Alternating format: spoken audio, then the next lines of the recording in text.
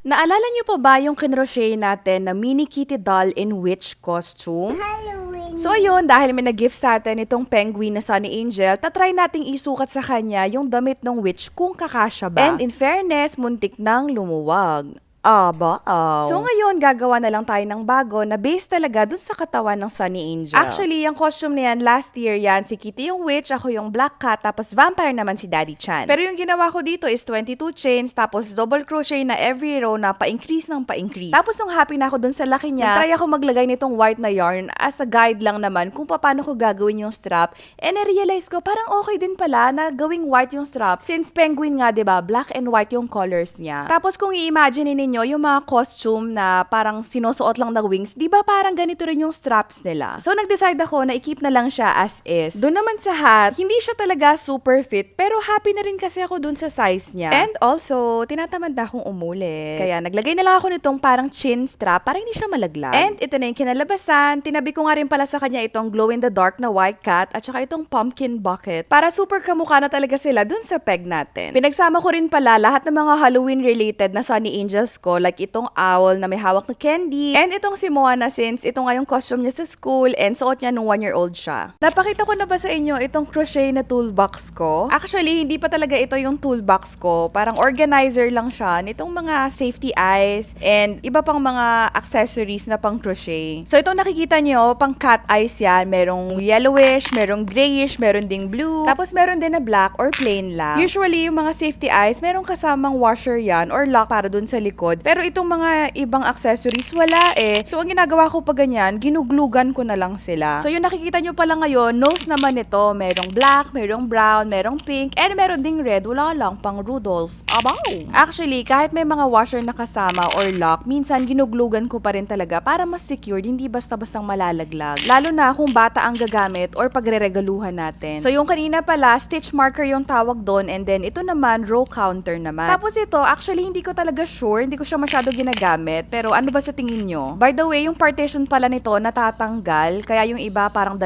slot, yung iba naman tig-isahan, and nilagay ko na lang siya dyan sa taas para hindi mawala. Meron din pala akong maliit na bells, tinatago ko to sa loob kasama ng mga fiber fill na stuffing. Meron din ako ditong mga squeaker and yung rattle, parang ganun din, itatago mo sa loob, pero malalaki kasi, iba yung lalagyanan niya. So ayan, yung isa nating organizer, at muntik pa ngang makalimutan itong isang partition.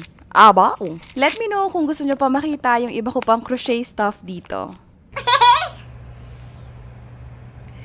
Cute pastel fairy anime. Sanchez Dizon. Sanchez. May Sanchez Dizon pa nga. Abaw.